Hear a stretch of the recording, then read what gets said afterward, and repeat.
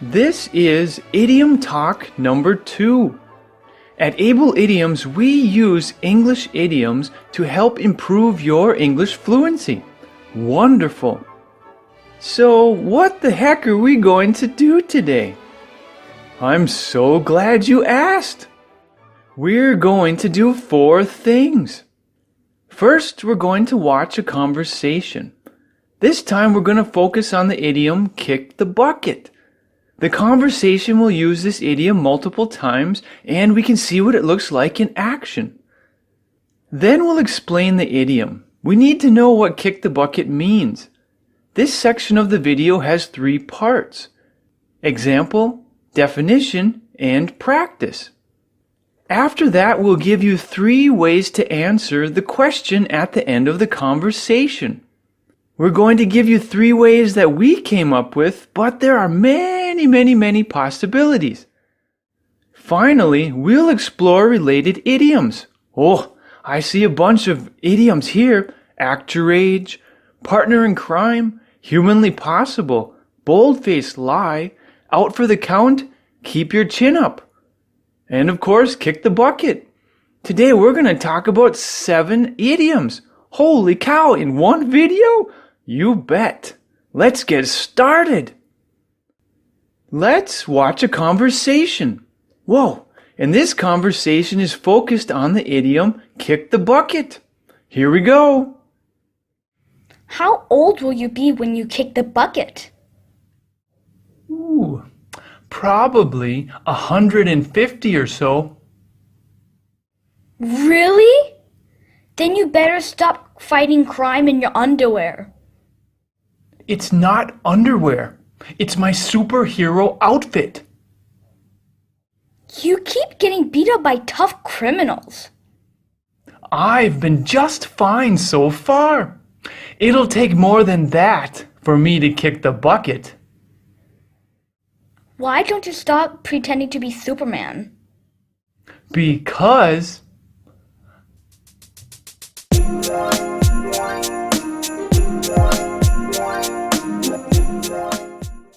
we just watched a conversation with the idiom kick the bucket. Now let's review and make sure that we understand what kick the bucket means. We're going to explain the idiom, and we're going to do it in 3 different parts: example, definition, and practice. Okay, I can't wait. Here we go. Let's check it out. Henry said to Tom, "Oh, you look really upset. What's wrong?" Tom said, "My turtle, he kicked the bucket. He's gone." To kick the bucket means to die, to pass away, to stop living. If you kick the bucket, you're no longer here. Tom said, "Before he kicked the bucket, my turtle, named Speedy, was the best friend I ever had. His memory will live on forever." Now that we understand what kick the bucket means, let's go back to the conversation. We're going to talk about the question at the end, where it says, how would you finish this answer? We're going to give you 3 different ways to answer this question. This question is referring to the guy when he says, because, but then stops. His response is incomplete, so we need to finish it somehow and make the conversation finished. The guy is responding to the girl when she says, Why don't you stop pretending to be Superman? So let's give you 3 different ways to answer this question. Okay, here we go. Why don't you stop pretending to be Superman? Because I was born to save the world. In this guy's mind, he's here, he exists because he needs to save the world. He needs to help people, fight crime, stop criminals, right wrongs, and make things incredible. So this is one way to finish the conversation. Why don't you stop pretending to be Superman? Because my superhero outfit is awesome. In this response, this guy's more focused on how he looks than actually doing anything good to help people. He wants to look fantastic while he's out there walking around and trying to help people. So he's so focused on his outfit, his clothing, that's what's number one for him. Why don't you stop pretending to be Superman? Because I'm Superman's biggest fan. In this response, we can see that this guy is a wannabe. What's a wannabe? A wannabe is a person who wants to be like someone else, but in a way that's kind of freaky, not normal. A wannabe is so focused on someone else's life that they kind of don't focus on their own. They want to copy someone so bad that that's all they want to do. They want to spend their time being exactly like the other person. That's a wannabe. So we gave you 3 different ways to answer this question. What do you think? How would you answer this question? Let us know in the comments. Aha! It's time to explore related idioms. Oh my goodness, this is the most exciting part.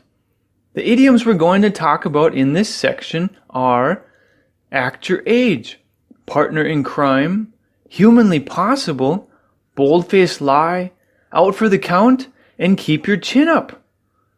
We add these 6 with kick the bucket, and we're going to cover 7 idioms today. Holy cow!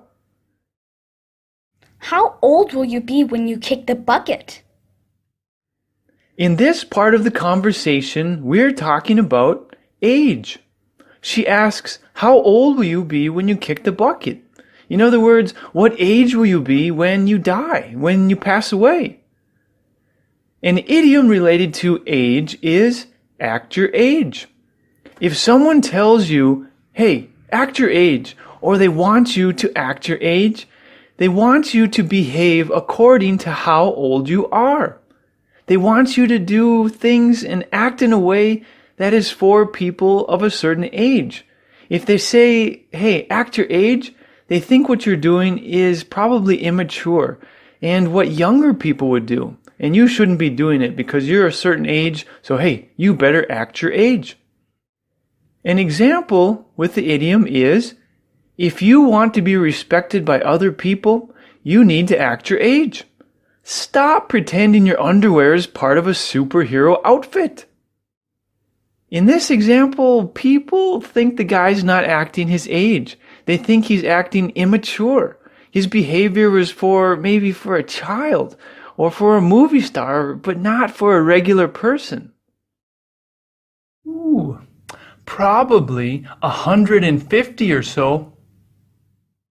In this situation, we're talking about possibility. He says, ooh, probably 150 or so. He's very optimistic. He has a very positive attitude and he believes that he's going to live for a long time. An idiom related to possibility is humanly possible. This idiom means realistically achievable. Okay, what does realistically achievable mean? It means something that someone can do. It's possible to do it. It's not impossible. For example, I would say it's humanly possible for someone to run across this room super fast. Or it's humanly possible for humans to build a spaceship and go to the moon. Humanly possible means it's something that human beings are able to do. If you said, hey, that guy just flew up in the air and turned into a bird and flew away, I would say, well, that's not humanly possible. I don't think humans can turn into animals. An example using this idiom is, when that guy found out about the discount at the costume store, he got there as fast as humanly possible. He ran like crazy. So we're talking about a guy who tore out of his room, jumped up, and ran like crazy to get where he was going. And he did it in a way which was to the max of his capabilities. He did it as fast as humanly possible. Really? Then you better stop fighting crime in your underwear. This section of the conversation is all about crime. She says, then you'd better stop fighting crime in your underwear. If someone is fighting crime, they're trying to stop crime. You might also hear fighting fire or fighting poverty. If you're fighting something, or maybe even fighting a cold or fighting the flu. If you're fighting something, you want that something to stop. So if you're fighting crime, you're doing action, you're doing things which is trying to stop crime. Maybe you see someone trying to steal something from someone else, so you run up and you stop it. You make peace. You stop the crime from happening. An idiom related to crime is partner in crime. A partner in crime is an accomplice, a helper, an assistant. But these helpers are helping you to commit a crime, to do something unlawful and break the law. So it's not like a secretary who takes care of your paperwork and your files and stuff like that. Not quite. This is someone who helps you commit a crime. Someone who wants to do a huge bank robbery probably can't do it by themselves. They need partners in crime. They need someone to drive the getaway car. They need someone to watch the people who are held hostage and make sure they don't do anything. They need someone to hold the money or count the money. So there may be a lot of partners in crime, which are just people that help each other to commit crimes. An example with this idiom is Amy's partner in crime was a dog named Max. Together they terrorized the neighborhood for years and years. So maybe Amy and her big, bad, ugly, ferocious dog chased people down and stole their money. Who knows? Maybe they'd be walking down the street and they see someone who has, they have a nice gold watch. Get him, Max! And Max tears after the person and tackles him, and Amy comes over and says, if you want my dog to stop eating you, you will give me that nice gold watch you're wearing. And the person's like, yeah, take it. Just make your dog stop biting my leg. It's not underwear. It's my superhero outfit. In this situation, we're talking about lying. He says it's not underwear, it's my superhero outfit. And he has a funny look on his face. But I think everyone knows that it's actually just his underwear. And he's wearing his underwear to make it look like a superhero outfit. So it's still underwear, even though he says it's part of his superhero outfit. So he's kind of lying. He's not telling the truth because it is underwear. An idiom related to lying is bold-faced lie. A bold-faced lie is an obvious untruth. Something that is just, it's clear to see that it's not true. It's a lie. It's an untruth. An untruth is the opposite of truth. So an obvious untruth is an obvious lie. A bold-faced lie is, it's bold. It's right out there in your face. The person's telling you something that you can see is not true, but they're not shy about it. They just say it as if it were true. An example with this idiom is, the man told a bold-faced lie about his underwear not being part of his superhero outfit. We all know he wasn't telling the truth. So when this guy dresses up in his outfit and people see him, they're like, that's your underwear. And he's like, no, it's my superhero outfit. So we could say he's telling a bold-faced lie. He's just saying something that's obviously not true because it is his underwear, even though he believes it's part of his superhero outfit. You keep getting beat up by tough criminals. This part of the conversation is all about fighting. She says you keep getting beat up by tough criminals. Beat up means to hurt someone, to attack someone, and do physical harm to them. So she's talking about the criminals that are hitting this guy, attacking this guy, and probably after he walks up in his underwear and says, hey, stop what you're doing, I'm a superhero, I will make you stop. And the criminals are like, what? Yeah, just get out of here. And he's like, no, I'm staying. You must stop what you're doing.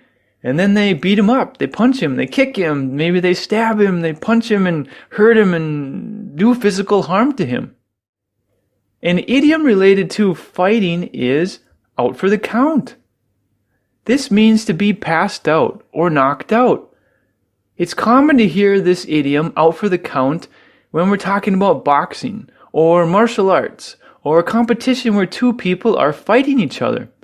If one person hits the other one so hard that that person falls down to the ground, then the referee might count, 1, 2, 3, and up to 10 or whatever it is for that competition. And that if they don't get up and they're knocked out, they're unconscious or they're passed out, then you could say they're out for the count. They can't continue. So in this situation where this guy keeps getting beat up by tough criminals, if they knock him out and he's unconscious on the ground, one of the criminals might say, yeah, that guy's out for the count. He won't be bothering us anymore.